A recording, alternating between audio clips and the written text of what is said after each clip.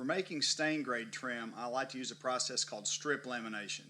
It involves ripping strips of wood off of a board and then gluing them back together around a form in the same order they were ripped off the board. By doing that, you can actually make it look like the grain bends right around the piece of trim. The first thing we're going to do is take a board and put a mark across it. This helps me get those strips back together the same way that I ripped them off. Now this board is a little over 1 inch thick. It's important that we have at least 1/4 of an inch of extra thickness in the material we're working with, because when we glue it up, it's never going to be absolutely perfect. Once we've done the glue up, let it dry, then we will run the glue up through a planer to flatten it down, and then the next step will be to actually put the profile on the piece of trim. For the piece of trim I'm going to be making today, I'll rip 1/4 inch strips and then we'll run them through a planer to get them down to about 3/16 of an inch thick. Depending on how tight the radius is, you need to adjust the thickness of your strips. I would never go below 1/8 of an inch thick strip, and sometimes you can get by with as much as 1/4, even 5/16 on a very slight radius. But for today, we're going to rip 1/4 inch strips, and I'll also number them as I put them together. The reason I want to number those strips, I want to plane one of the two surfaces of the board. When I glue the strips back together, I'll be putting one plane surface against a saw curve surface, and I found that that gives me a good enough joint that's almost invisible.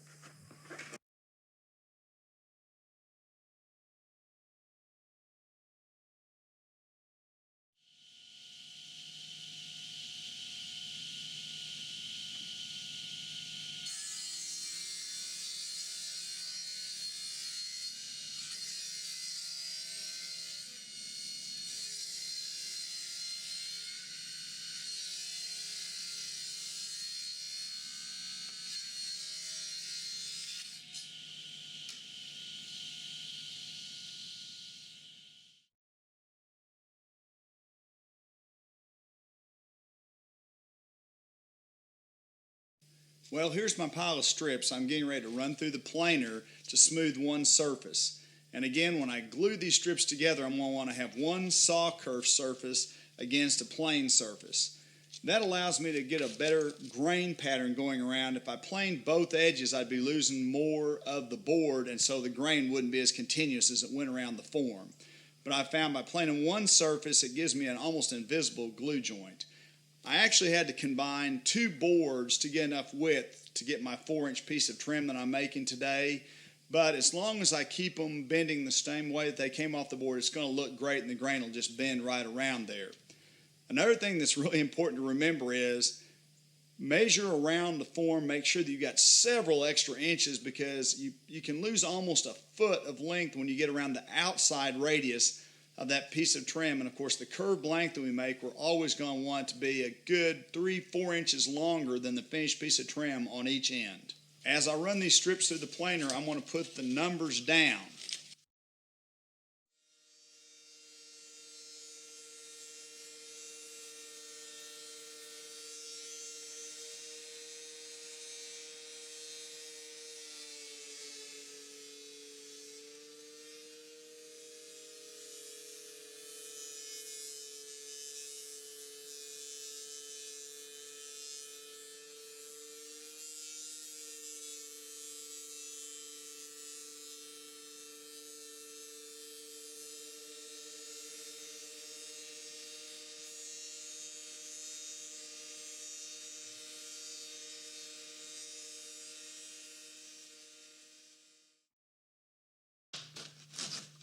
It's almost impossible to actually keep the strips in order while you're planing them, so I usually don't bother. What we're going to do now is just start sorting them out by number, and then we'll get them all lined up the way we want to glue them together. Let's see, here's 15.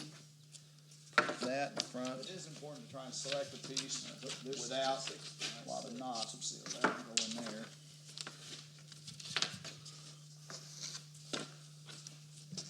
there. And you get to look and you can still see where our boards have the indexing marks on them.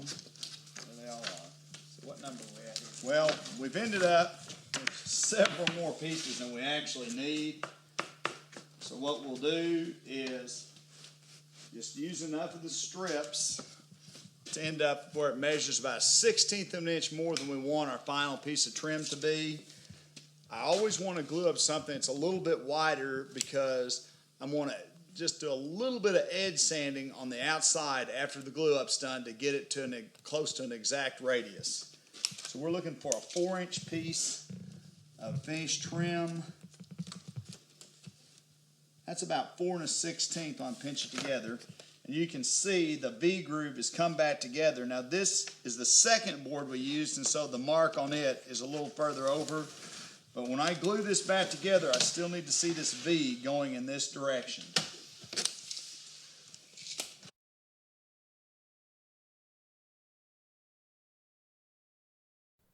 Thanks for watching. If you enjoyed this material, don't forget to like and subscribe.